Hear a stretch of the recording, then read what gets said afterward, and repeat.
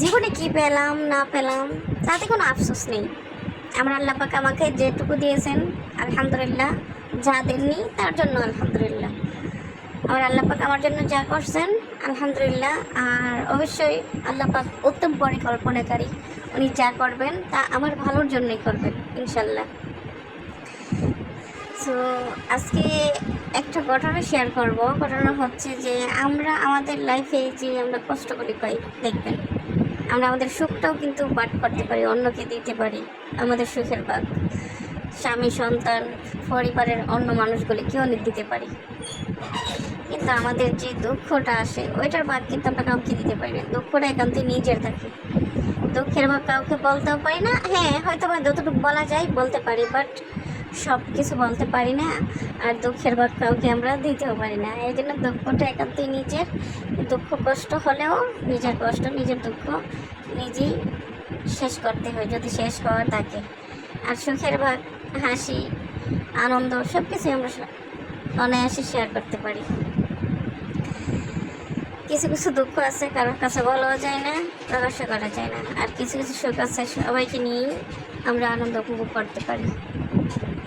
যদি কিছু শিক্ষা নিতে হয় নিজের জীবন থেকে নেন, অন্য কারো জীবন থেকে না নেন, নিজের জীবন থেকে নেবেন। কারণ নিজে নিজের শিক্ষক। আপনি যদি নিজে নিজের শিক্ষক না হতে পারেন তাহলে কখনোই করতে পারবেন না। আপনার নিজের আইনে, নিজের আদালতে যদি নিজে সঠিক বিচারক না হতে পারেন তাহলে নিজেকে কখনোই শুধরাতে পারবেন না। তাই নিজেই নিজের উত্তম শিক্ষক হতে পারবেন। এখন বলতে পারেন কীভাবে কীভাবে দেখেন, আমরা আমাদের লাইফ থেকে যা হয়েছে তা দেখে আমরা শিক্ষা নিতে পারি, অতীত, বর্তমান বা ভবিষ্যতে। ভবিষ্যৎ তো আমাদের হাতে নেই, তবে ইনশাল্লাহ আমরা চেষ্টা করবো ভবিষ্যতে ভালো কিছু করার। সো নিজের লাইফ থেকেই শিক্ষা নেন, অন্যদের থেকেও কিছু দেখবেন, শেখার চেষ্টা করবেন। তবে আরেকটি কথা বলবো, এমন শিক্ষা গ্রহণ করবেন যে শিক্ষায় কখনো নিজের কোনো খারাপ না হয়, নিজের কোনো ক্ষতি না হয়, এমন শিক্ষাটাই নেবেন। যে শিক্ষা আপনাকে উন্নতির দিকে নিয়ে যাবে, সাফল্যের দিকে নিয়ে যাবে। এমন শিক্ষা নেবেন না যে শিক্ষা আপনাকে নিচে, পায়ের নিচে দুমড়ে মুচড়ে ফেলে দেবে, শুধু আপনাকে না, আপনি সহ আপনার অনেকেরই।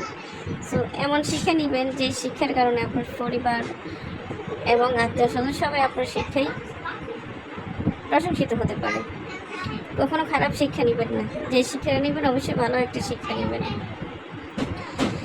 আমাদের লাইফে এমন কিছু ঘটনা ঘটে যায় যা সো আমি হয়তো ঘটনা বলতেও পারি না, তবে আমি চেষ্টা করতেছি আস্তে আস্তে যদি করতে পারি। আপনারা আমাকে একটু করবেন। আর আশা করি এখন হিস্ট্রি নিয়েই কথা বলবো। যদি আমার ইয়েগুলি ভালো লাগে তাহলে আমার ভিডিওটাতে একটা লাইক করবেন, একটা কমেন্টস করবেন, আর পারলে আমার পেজটায় একটা ফলো দিয়ে রাখবেন। অতি সাধারণ একটা মানুষ আমি, এত ওরা কোনো কিছু পছন্দ করি না আর করতে চাই না। নিজেকে নিয়ে এত গর্ব করার কোনো কিছু নেই, কারণ গর্ব করার মতো কিছু সঞ্চয় করতে পারিনি। তবে চেষ্টা করি ভালো কিছু করার, ভালোভাবে থাকার, ভালোভাবে চলার। ইনশাল্লাহ আল্লাহ পাক যেন দৃঢ় রাখে, ভালো কিছু করার তৌফিক দান করেন। সবাই ভালো থাকবেন, সুস্থ থাকবেন। আল্লাহ হাফেজ।